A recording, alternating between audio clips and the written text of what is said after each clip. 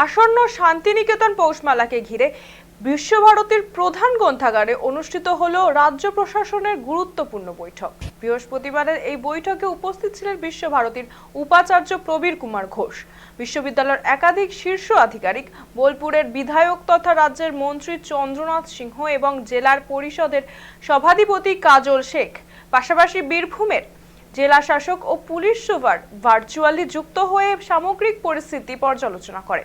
বৈঠকে নিরাপত্তা ব্যবস্থা, দর্শনার্থীদের প্রবেশ ও গতিবিধি নিয়ন্ত্রণ, যানবাহন পরিচালনা এবং জরুরি পরিস্থিতি মোকাবিলা সহ একাধিক বিষয়ে বিস্তর আলোচনা হয়। মেলা চলার সময় প্রতিদিন সম্ভাব্য বিপুল দর্শনার্থীর চাপ সামলাতে বাড়তি নজরদারি সম্পর্কিত ব্যবস্থাও নেওয়ার উপর গুরুত্ব দেওয়া হয়। পাশাপাশি বিশ্বভারতীর পক্ষ থেকে মেলাকে শান্তিপূর্ণ ও সুষ্ঠুভাবে পরিচালনার জন্য একাধিক প্রস্তাব রাখা হয়।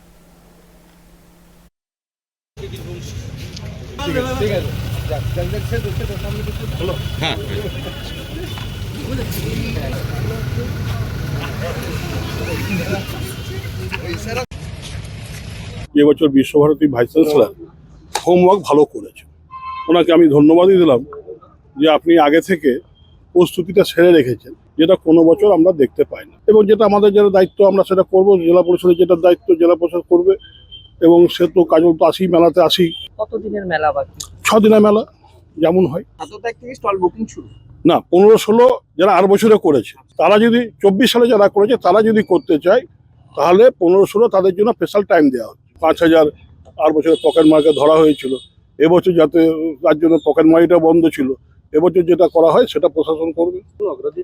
ছোট ব্যবসাদারদের যারা কুটির শিল্পের সঙ্গে যুক্ত তারা বিনা পয়সায় জায়গা পাবে, কিন্তু তাকে একটা করে লাইট নিতে হবে, তাকে সেই লাইট ভাড়াটা দিতে হবে। ডিএম সাহেব, এসপি সাহেব ভার্চুয়ালি ছিলেন এবং আমিও এখানে ছিলাম।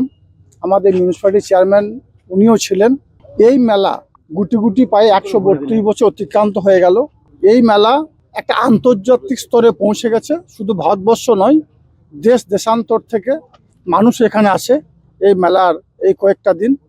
স্বভাবতই বিগত দিনে যেভাবে আমরা মেলা পরিচালনা করেছি, সকল মিলিতভাবে কাঁধে কাঁধ মিলিয়ে মাননীয় মুখ্যমন্ত্রী মাননীয় মমতা বন্দ্যোপাধ্যায়ের নির্দেশে বীরভূম জেলা প্রশাসন এবং পুলিশ প্রশাসন এবং মিউনিসিপ্যালিটি সব দিক দিয়ে সহায়তা হাত বাড়িয়ে দেবে।